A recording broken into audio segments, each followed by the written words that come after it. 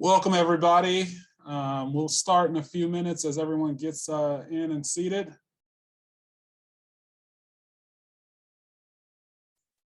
All right.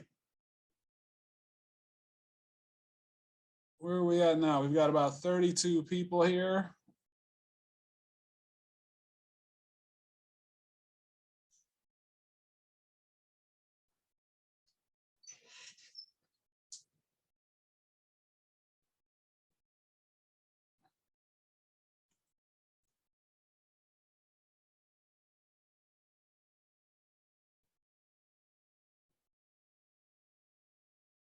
All right, we'll go ahead and get started. Welcome, everyone.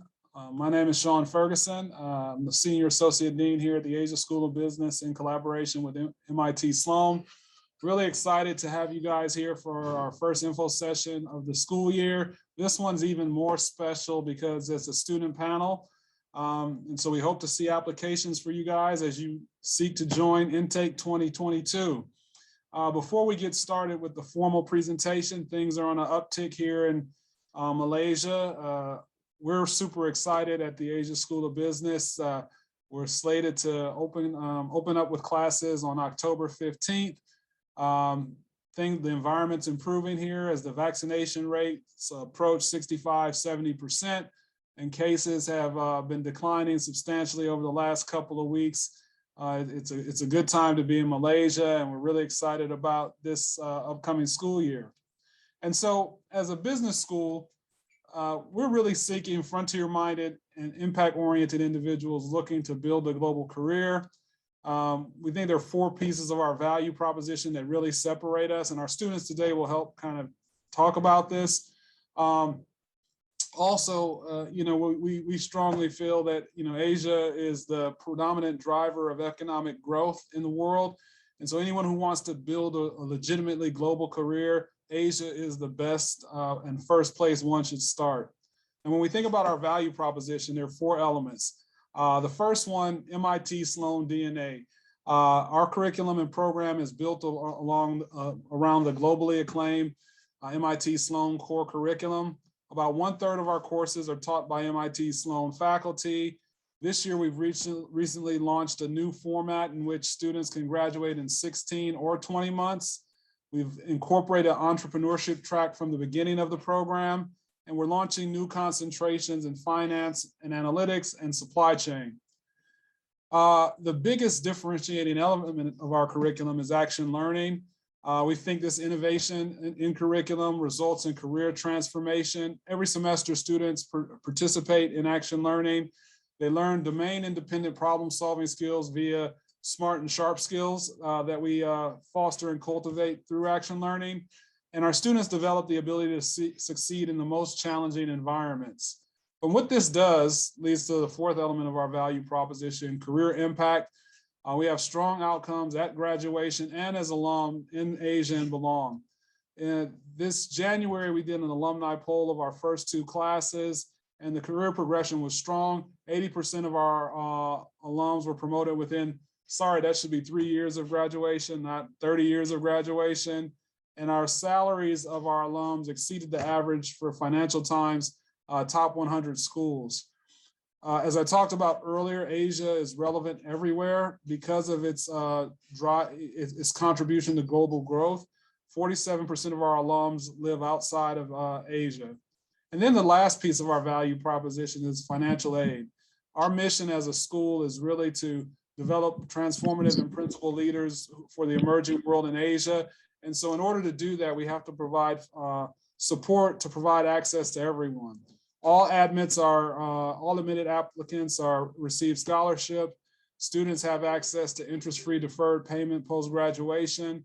And like I said, we're really committed to providing access no matter what part of the world you come from, whether it's Latin America, Africa, Central Asia, there's an opportunity to come here. We really feel strongly that our value proposition is without peer.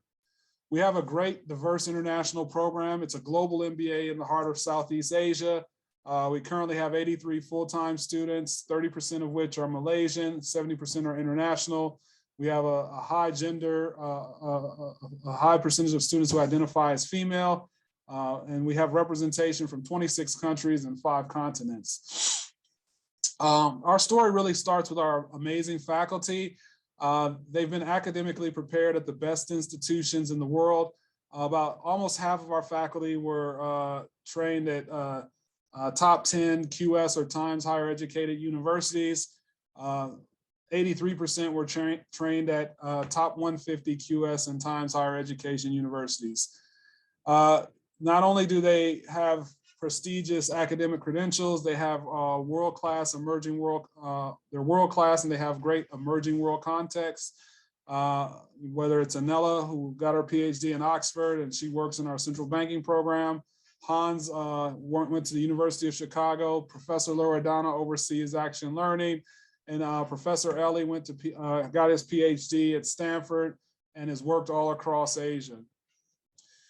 When we talk about our program, what we're really trying to develop are those smart and sharp skills. And we feel like the challenges of the world today are big and non-domain specific. And so what the world requires are leaders and managers who have a skill set that can traverse any type of problem.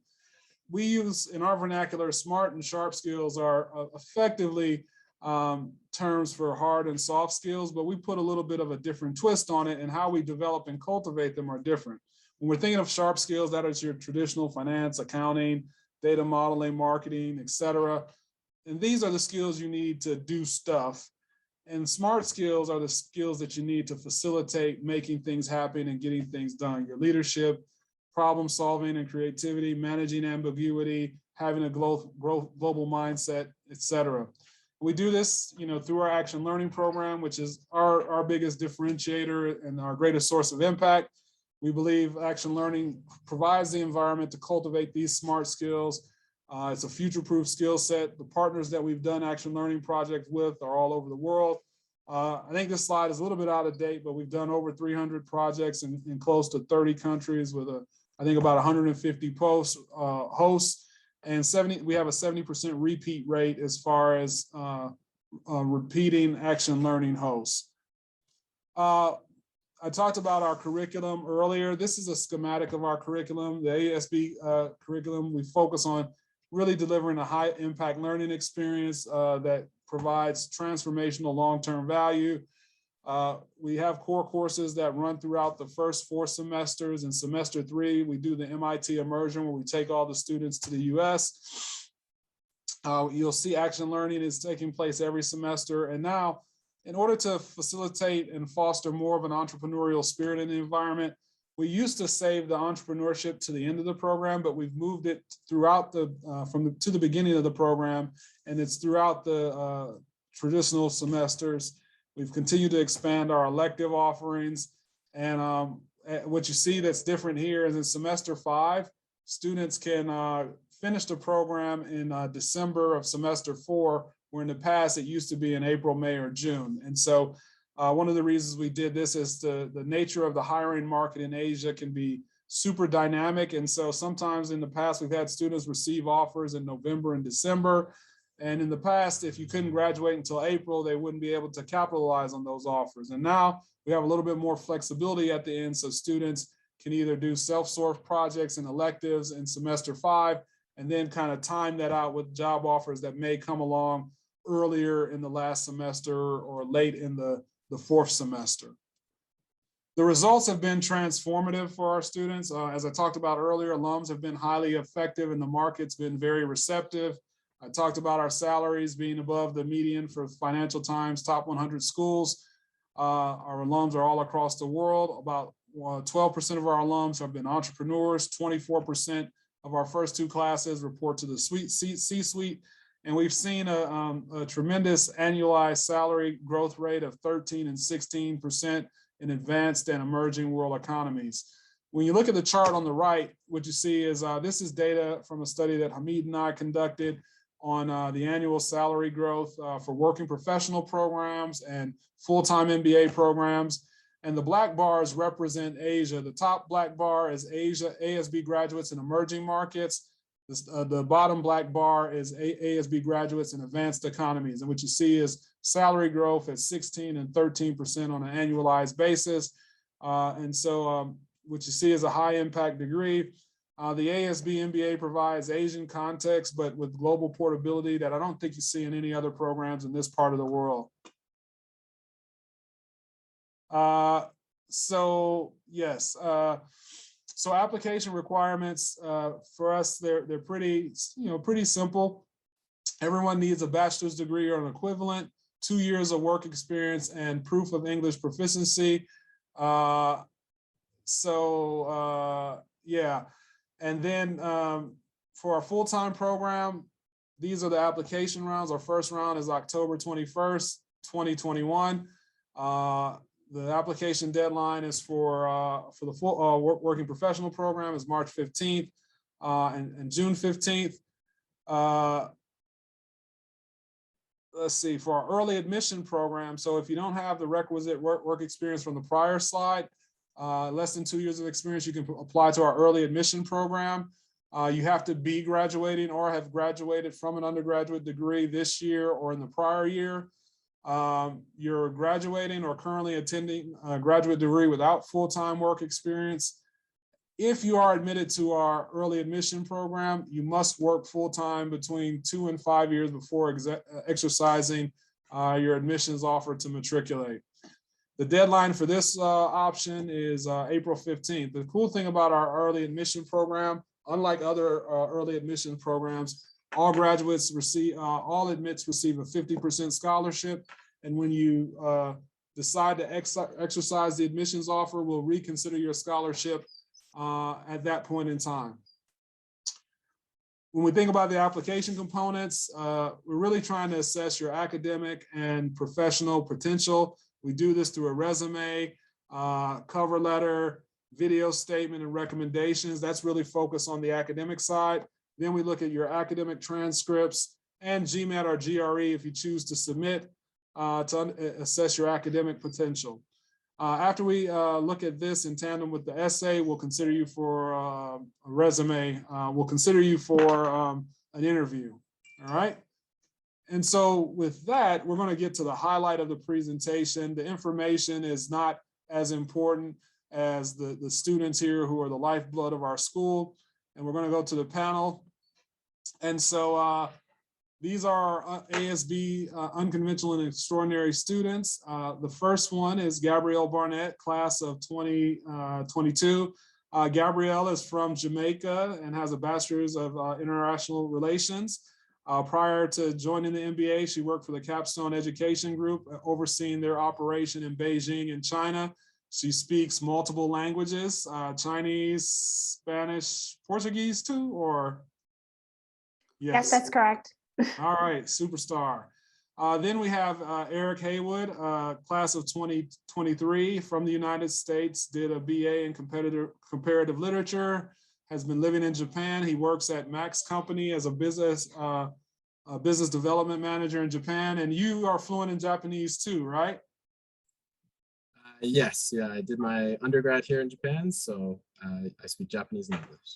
All right, fantastic. And last but definitely not least, Sheikh Mohammed Faisal Shah. He is a Malaysian, has a master's in educational leadership and management, and has been positively impacting the educational scene here in Malaysia as an entrepreneur and founder. And so one of the leaders in our program as well. So we have a great group. And so before we get started, I'd like to kick off with a really simple and easy question. Why are you here and why did you choose ASB? And we'll start with Gabrielle. Awesome, sure. So I chose ASB for a number of different reasons. And the first one was ultimately the action learning program. So I know that may seem generic or probably like, oh, she's expected to say that, but it's actually the truth. So prior to the MBA, I worked primarily in educational consulting, and I also did translation and localization on the side. But what I felt is that like I was going to an MBA program, I wanted a 2-year program, not a 1-year program, because I wanted the opportunity to get exposure. And basically because I know how I am, I like to work by doing and learn by doing. So when I was looking at different programs, I wanted programs that had a strong experimental learning component. And if that was not available, it was not something that I wanted. So when I came across ASB and I was just like, yo, they don't only have one, they have, or two, they have four. And then you have this SAP, which is Summer Associate Program. It could be in any different industry that you want. So you have the opportunity to really figure out what you want to be before you grow up and before you become a big girl in like this big scary world of yours. So that was the reason I chose ASB, like my main reason. The other reason was it's super international cohort. I liked the MIT collaboration, and also being in Asia is really good, especially when you're trying to really mature outside of your comfort zone. Coming from Jamaica, Asia is as far as it can get from my comfort zone. All right. Thanks so much, Gabrielle. Eric, how about yourself? Hi, yeah. So I probably took a little bit of an unconventional route to find out about Asia School of Business. So originally I was planning on studying in the US and looking at schools over there. And I had been interested in MIT. So I was interested in their action learning program, which they also have here. It's part of the DNA ASB. And when I was speaking with them, they showed me the light and brought me to ASB. So yeah, the entire time I was kind of interested in Southeast Asia, because I knew from my experience in Japan that it's a very interesting part of the world as far as current development and also career potential, right? You've got a lot of really fast growing companies here in Southeast Asia. So it's a great place to look towards making a career move. So yeah, I was interested in the area. I was interested in action learning. And I really liked that it had this mind in hand DNA from MIT. And I think I really like the sort of relationship we have with them. We've gotten to have some really great faculty teach our classes. And it's been a really memorable experience. So yeah, that's it for me. Thank you. Faisal. Hi everyone, Faisal here. The reason why I came to this school was because of the kind of taglines it had, right? They wanted unconventional and extraordinary students. But what you will see in perhaps the next few slides, or maybe in other material they have another tool that they use, which is called transformative and principled. So I tend to look at myself as an individual that does things in a very unconventional way. And I also do feel like I am a very principled person. I mean, here, the school has showcased in the admits programs and also like programs like this, and also my previous interactions with previous students in the school. And they spoke about a very strong component about how you can get to be yourself, and you just have to be yourself. You can be honest about your ideas, and at the same time, if you feel like you want to make the world a better place, you want to build something, you want to tap into the inner best version of yourself, then the program is very much transformative. And that's what I was, I had an appeal to. And that appealed very strongly to me. And because I thought that, it just can't just be any other business school. It has to be something that's meaningful. A lot of people that think the way I do don't usually think of an MBA and it comes at the top of their mind. You know what? I'm principled. I want to be transformative. Let's do an MBA. But it was comfortable when I thought about ASB and what they were offering, and ASB was the top of my head. That's why I came here. All right, thank you guys for that. When you think about, this has of course been a crazy environment over the last year and a half, and I think the experience is different for a first year like Eric versus with Gabby and Sheikh Faizal. Can you talk about, what has your experience been like over the last year, and what are some of the things that you've worked on and accomplished, and how have you grown? Do you want to pick that up, Sheikh Faizal, and then we'll go to Gabrielle? Sure, thanks a lot. So it's been an evolving journey. And I think there are two key points here that I want to share. Firstly is just the experience that the school has facilitated. I think across the globe, every industry, every school, every community has been affected by COVID-19. And everyone has gone either online or found some way or another to pivot, right? I think what ASB did was that they were able to pivot very strongly. And I think one of the key components of that pivoting from an offline course where you do it in person all the time to an online one was the fact that they were very open to, and they are continuously open to feedback from the students. So there are things that the students were not able to manage, for example, or things that we liked, and they accounted for those things. So as a startup school on its own, this freedom that they had to sort of evolve how the curriculum was designed and rearrange things to accommodate students was a very strong point of contention of why this was a good experience for me, for example. Another thing was the fact that this relates directly to the kind of projects that we work on, right? So, for example, our class, Gabrielle and myself come from the same cohort, and I wasn't able to meet Gabrielle for a very long time. And she only came into Malaysia a few months before this. And somehow or another, the program still allowed us to build some form of bond. But at the same time, being online meant that we had to learn new skills with regards to being more patient and understanding that people have different connectivity issues, they have different lifestyles, they have different cultures that they come from.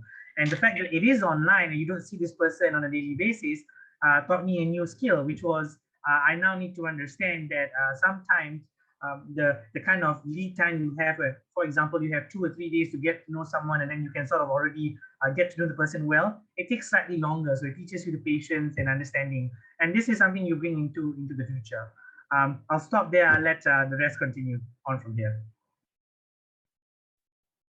Awesome. So I just want to echo a lot of what Faisal said, and also just kind of add that limitations kind of really tests and allows you to like tap into your creativity. And I feel like during this entire experience, that's something that I've really been doing, like really tapping into my creativity and stretching it beyond the boundaries or limitations that I had put up for myself in terms of like, what can I do virtually? How can I function virtually? So like even doing action learning projects virtually, working with team members across many different time zones, that was definitely something that I really had to like take some time and just like, all right, how can I do this in such a way that it is good for everyone on the team? And we can also meet our objectives and be, you know, successful and be productive. So that is really something that really allowed me to not only stand out when I think of like looking for summer internship applications or like full-time jobs, but even as an individual, it really allows you to have a certain level of maturity in terms of like your emotional and intellectual maturity. So when you're bringing that into different environments, it adds a little bit more color, a little bit more spice, a little bit something more interesting into the spaces that you stepped into. And you also get the opportunity to really try to learn how to function in a virtual setting. And I think that's extremely important because I don't think this hybrid life is going to go away anytime soon. So it's something that you bring to the table when you are looking for summer internships, full-time jobs, you know, being able to say that you have successfully navigated such an experience and you've learned so much, you've matured a lot, you learned how to you know, manage your temper, understand and empathize with someone who you've never met before. That is really something that has really helped me as an individual, not only in terms of like, oh, I can put this on a resume and I'm gonna get me a job, but, you know, just say like, all right, now I understand me as a person in a way that I would never have had I not been tested in this particular setting.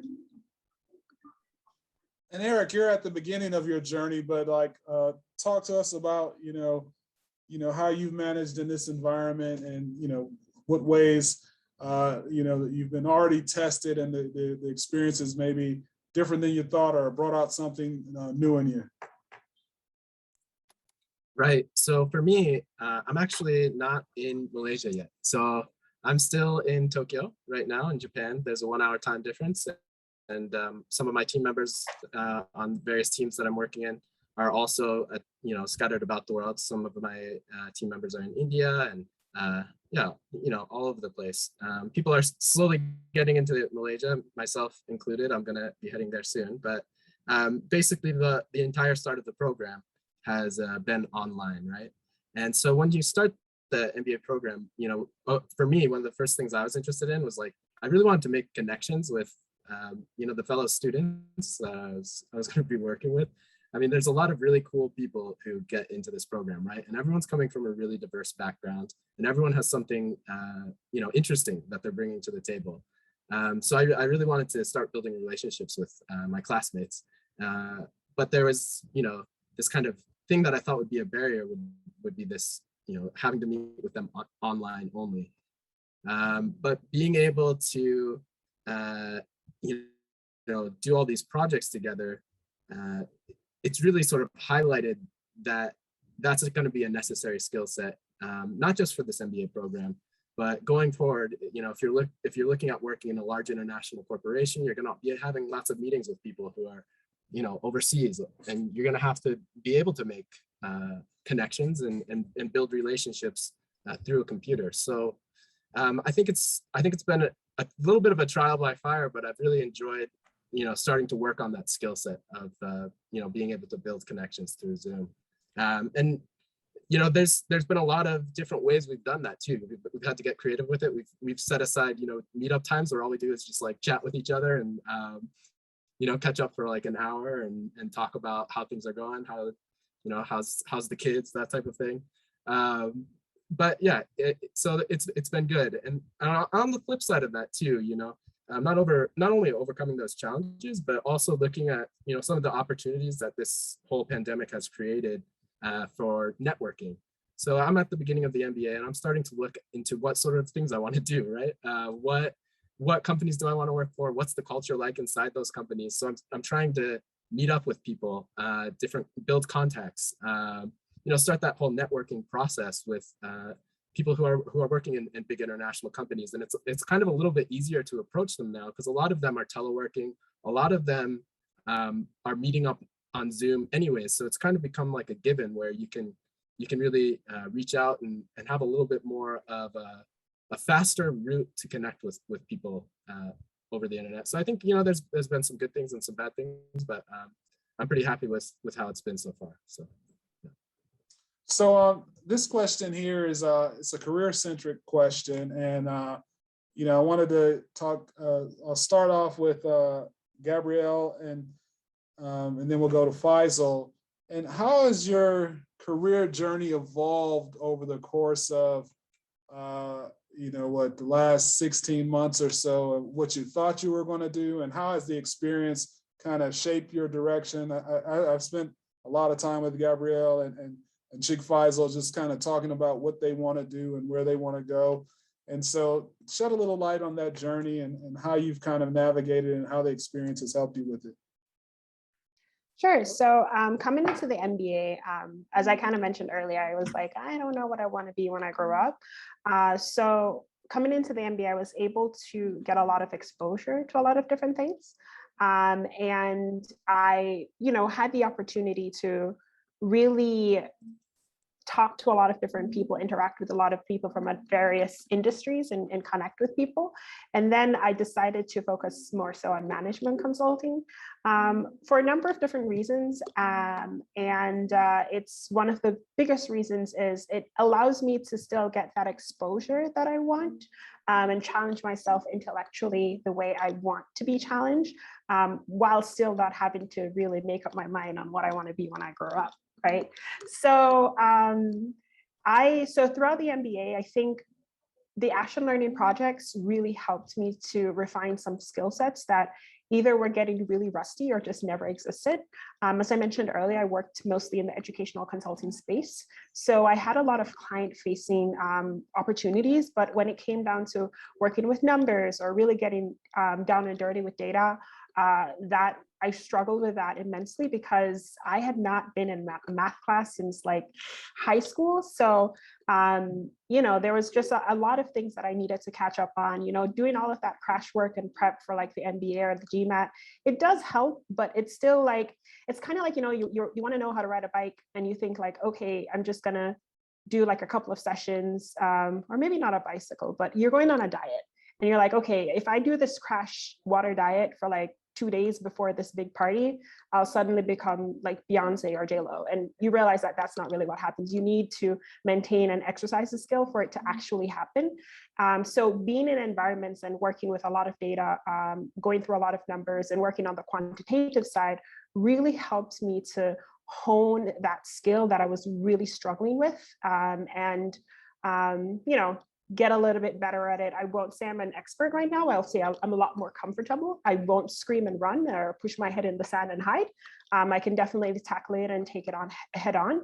And when I'm thinking about, you know, my whole career journey, one of the things that I reflected on is just like the uniqueness of this MBA really helped me when I was applying for consulting firms. So I applied for a few of the top consulting firms, and I was able to secure an offer with one.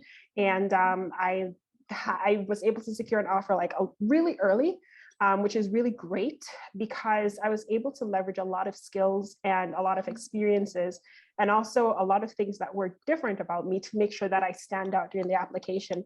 A lot of people tend to believe, well, if you don't go to like Harvard or Cambridge, there's no way you'll stand out at these top consulting firms.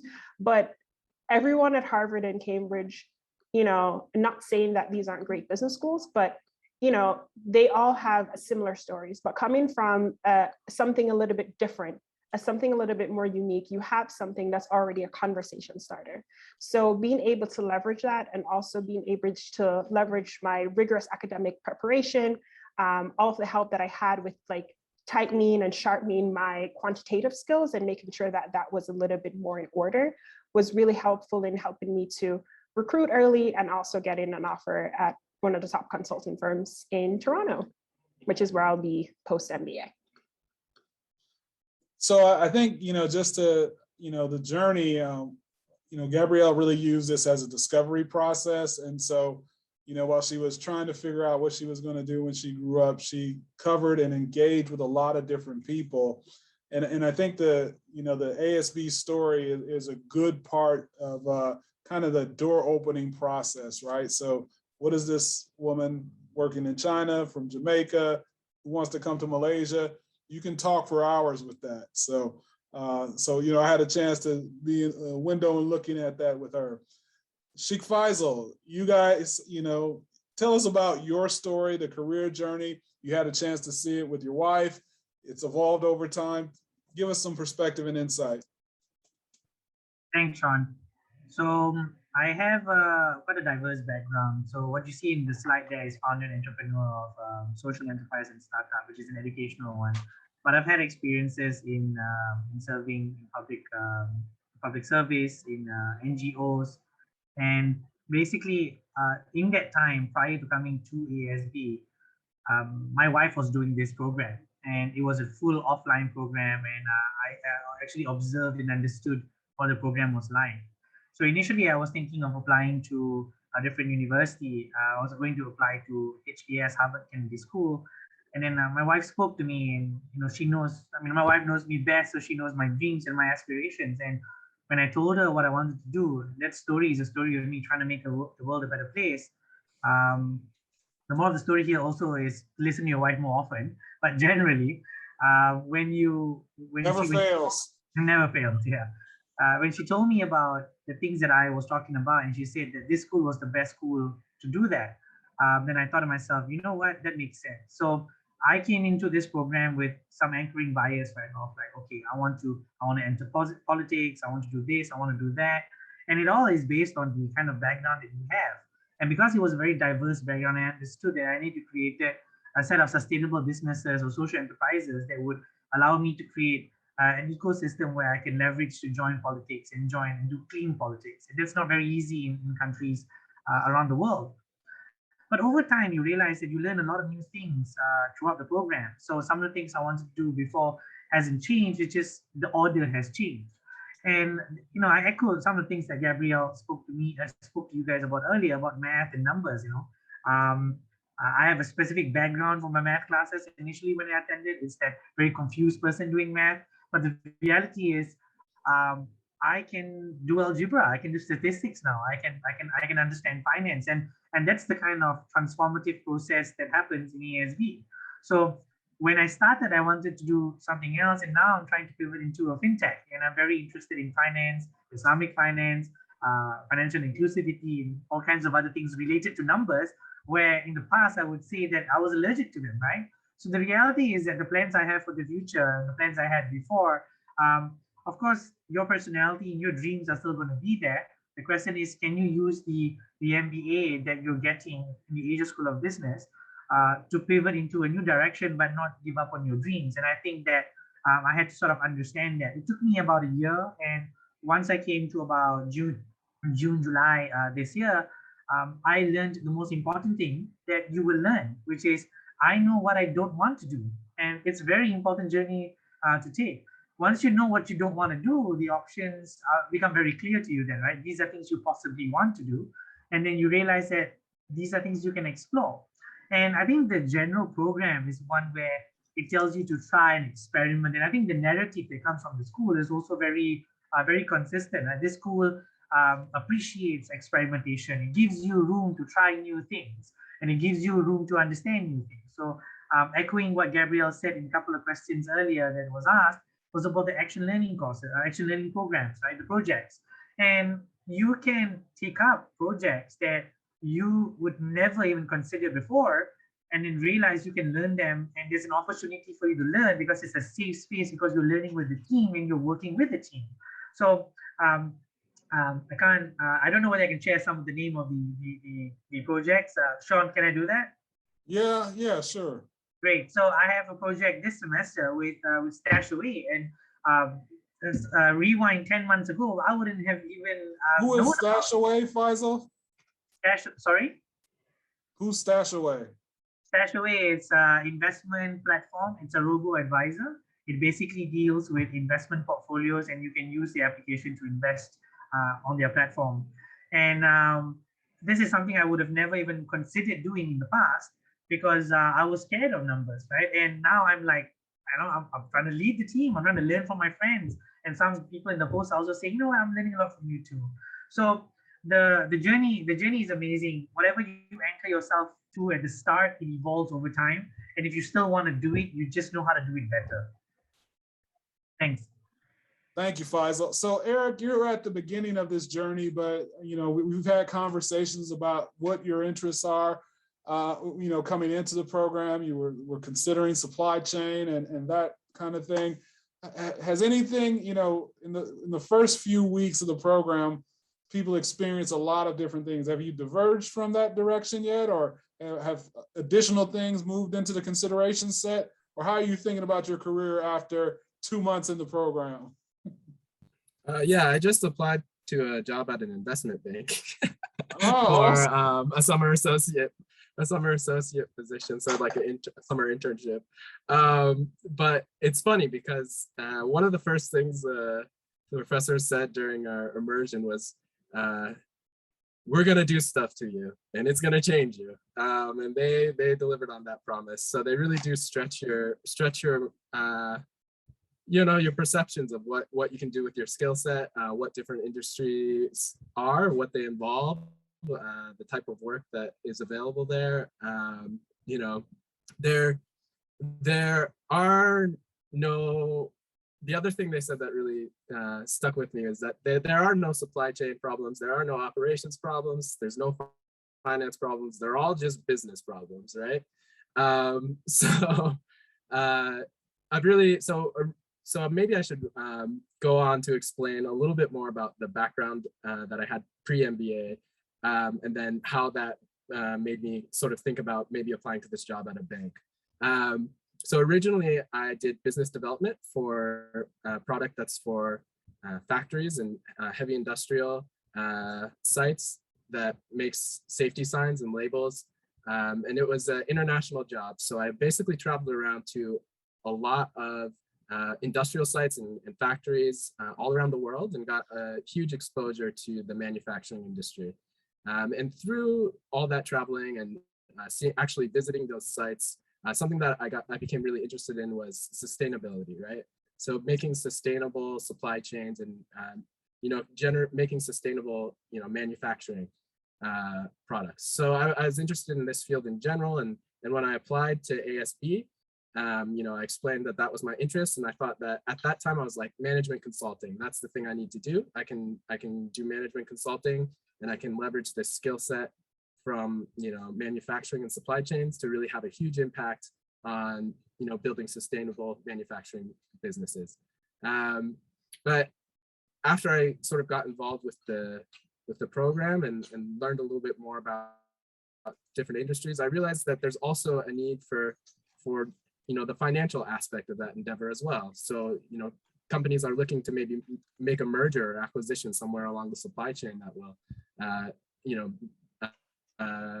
create more value for the firm, and maybe bring some of those businesses that were overseas to some closer to home in a process called nearshoring is what it's called. But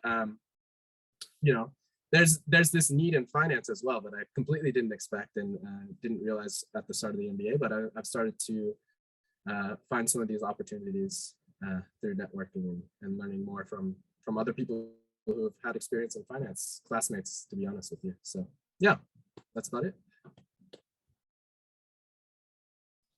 Gabby, did you want to jump in on something? Yeah, so I actually wanted to echo something that Faisal said, just as he was mentioning the action learning project. So in my first semester, I did an action learning project with Johnson & Johnson, and I was working with their medical device sales department. And know nothing about healthcare, know nothing about medical device sales, but after working with them, I became like a novice professional, an amateur professional, in the sense that I knew my way around a few things.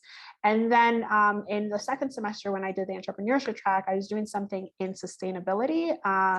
And I remember doing my interview for the final round for consulting, the head of the partner, he was in the healthcare track. And then he saw my resume that I worked with Johnson & Johnson in that project. And, in the final round, they usually ask you, like, tell me about a time when, or blah, blah, blah, blah. My final round interview was surrounded about my action learning project, because he was so fascinated in the fact that, like, oh, you worked in education, but now you worked in healthcare, then you did something in sustainability, and you're currently interning in like something else. And he's just like, these are all so interesting things. And he was very curious about the project, how we did. And when I told him our recommendations and like what they were, he was actually extremely impressed. He was just like, I've never thought of this before. This is so amazing. This is very novel. So really having those like very interesting experiences does help you to really stand out in many other ways. It doesn't just help for like those nice coffee chats. When people are talking about random stuff, you could be like, oh, I know a little bit about like fintech. I know a little bit about supply chain. Oh, I can hold a nice little conversation. But also when you're thinking about like transitioning into different industries and the professional world, how those experiences can propel you to, basically the front of the line, or really make people go like, fascinating, and have them really take a genuine look at you as an individual and what you bring to the table, and don't necessarily have to worry about like, does this person have this particular label to kind of validate whatever their experiences are. All right, so we got 15 minutes left. I want to get a chance to maybe answer some of these questions here. So Prithika, she asked about, being a mature student. She has 12 years of experience, and she's been a product manager for 4 years. And can anyone give some perspective about like what it means to be someone who's maybe on the higher end of the experience range in a program like this? I think Eric, you have quite a number of years, right?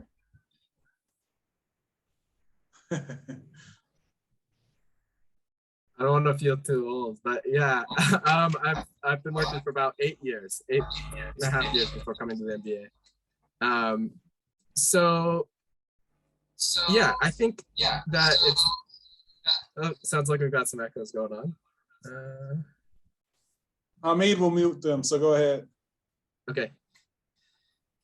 So yeah, I think having that extra experience has been quite helpful for a lot of the different projects that I've been working on. In my case, I had a lot of international experience, and all of the teams that you're going to work with at ASB are international. so you're going to be working with people from all over the world. You're going to have lots of different value sets that you're going to be dealing with, and people are going to have different needs. And so having the experience of, you know, just working with people from a diverse background is going to be really helpful. And having, you know, maybe a little bit more experience, you know, professionally. Let's say, you know, you've done a lot of projects in the past. I think it's good because you can come into, you know, some of the projects at ASB with a little bit more realistic expectations. Like, you know, a lot of times with the action learning projects, you're going to get like a big company that's like, hey, you know, let's make an entirely new business model for a platform, and, you know, we're going to have about 100 different things involved in it. And it's like, you know, you have to learn how to scope things down and do all sorts of things like that. And I think maybe having a little bit more experience will help you, you know, sort of see which parts of the projects you're going to be able to get some more value out of, and also maybe help you engage with your peers a little bit more easily. But yeah, I think it's great. And I've also have a lot of peers who don't have a whole lot of experience too, you know, younger people, and they bring tons of energy. And they're also all very, very smart and eager to work. So I think, you know, everyone's got something, right? It can be a lot of experience, it can be less experience, but, you know, everyone's got something who's coming to this program. So yeah, I think if you take what you've learned and try to apply it in the program, I think you'll do well.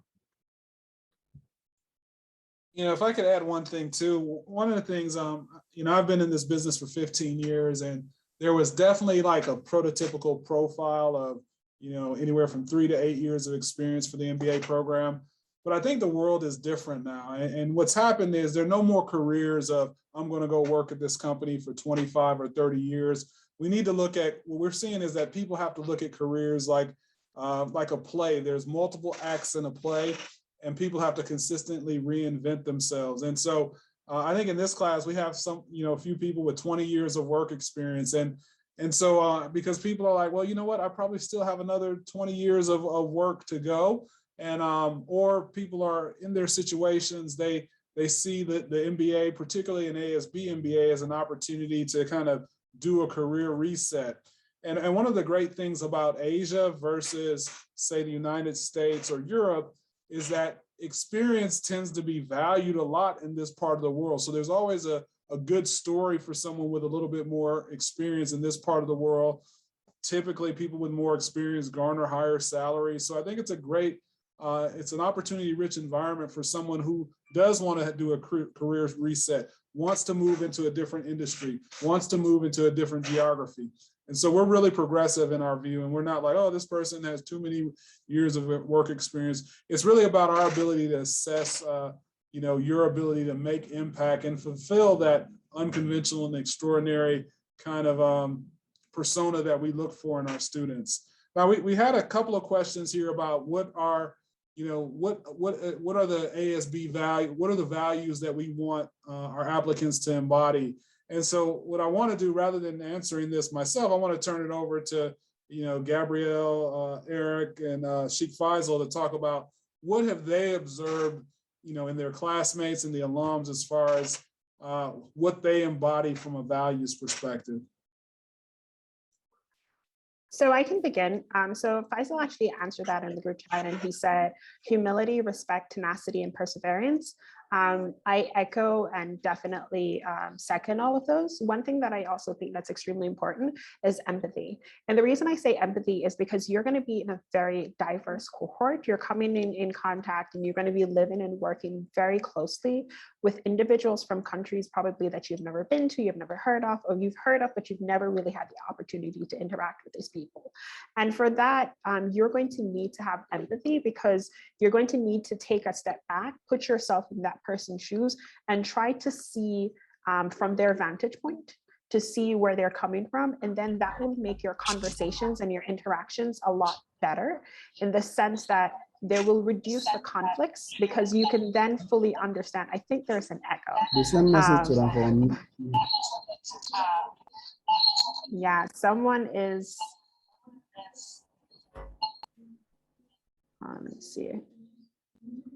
Okay, yes. So as I was saying earlier, yes, being able to like really understand where somebody is coming from, it really helps to navigate any type of conflict, any type of miscommunication issues, because then you'll be able to understand, well, in this part of the world, people are a little bit more direct.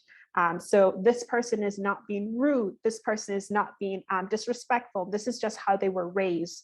And in this part of the world, people like to be a little bit less direct. They want to come around in a more, in a different manner. They're not going to tell you straight up. They'd like to address it from different angles before they get straight to what you perceive as the point. So understand that you can like, okay, this person is not trying to shy away from the problem. So being able to empathize with individual and seeing from their vantage point and how they're handling something is going to be extremely important, not only for the MBA, but also for when you pursue your international career post-MBA.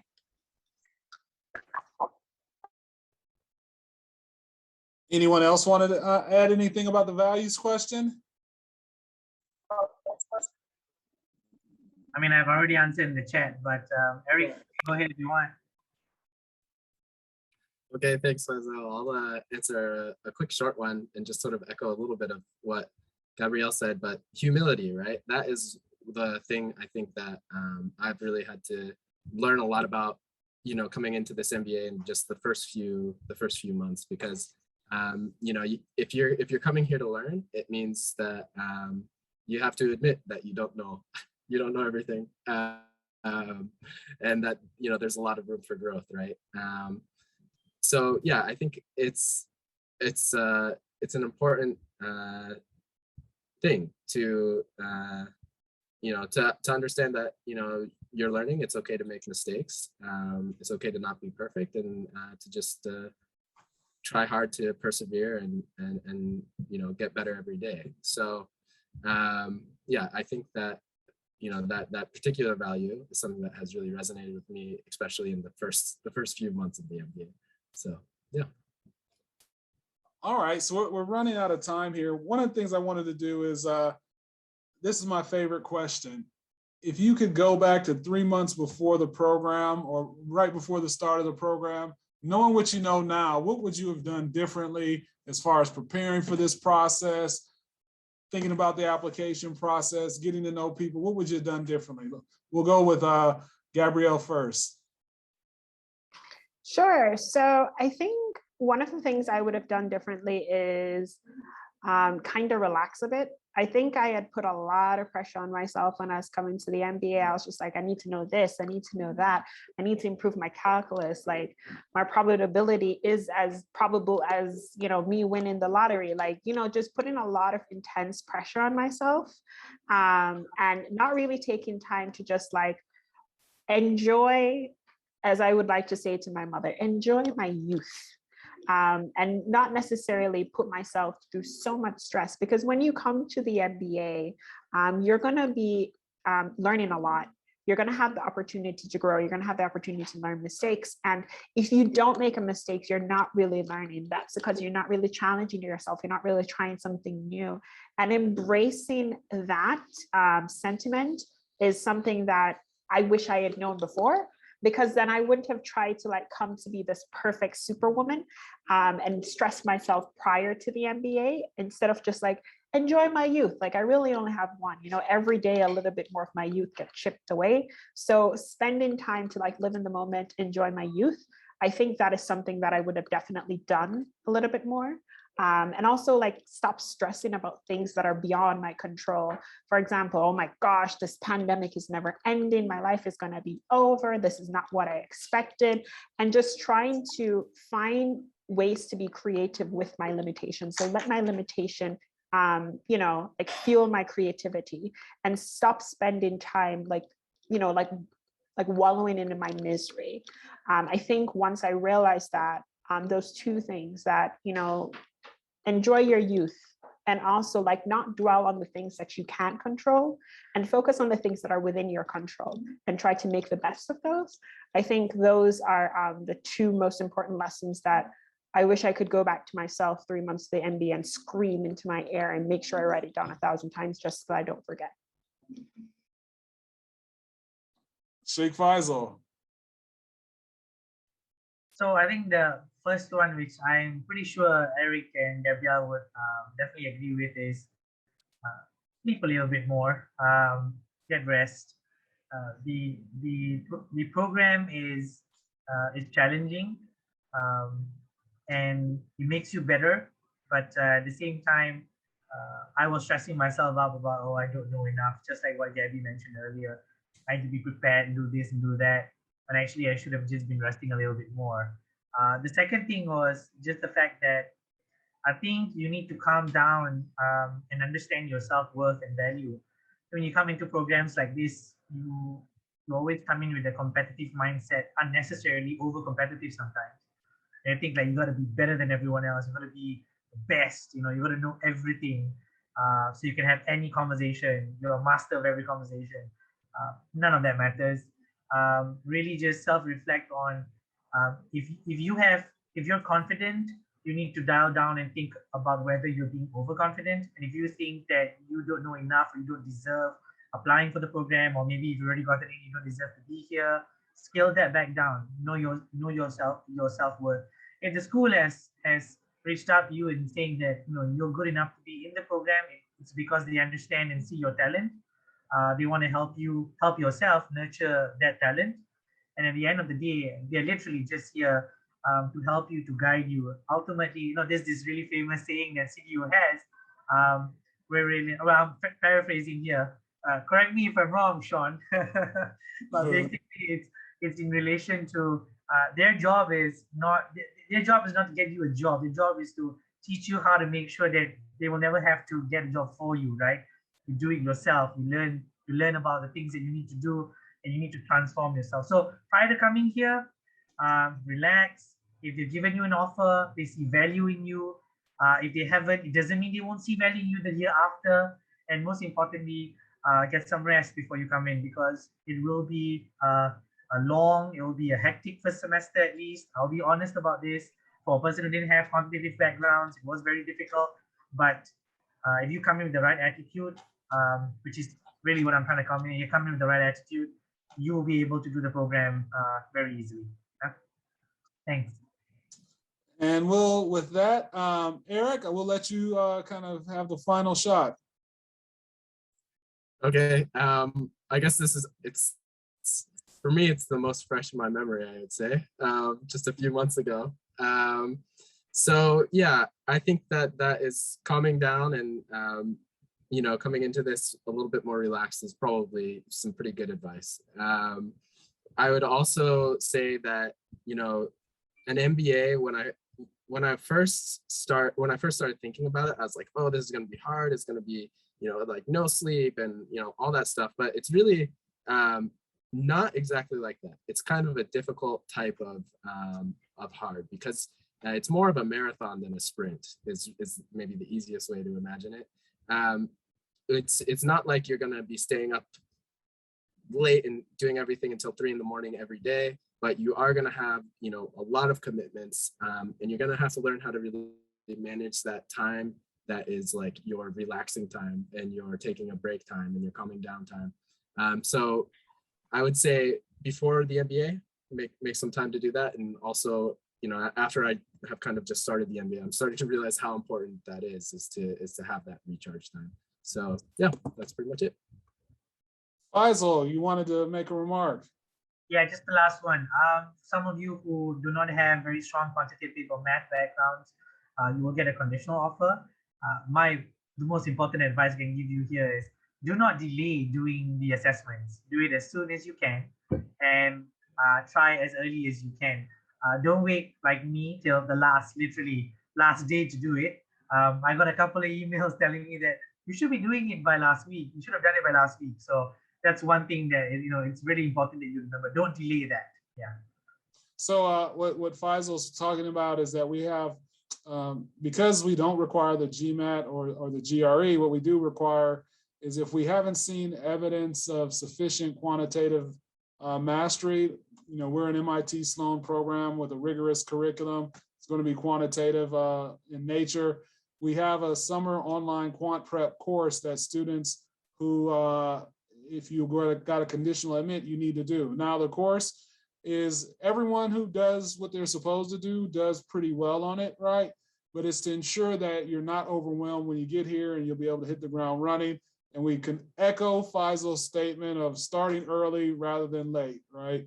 And so, yeah, so with that, I'd like to thank our panel of speakers. They're amazing.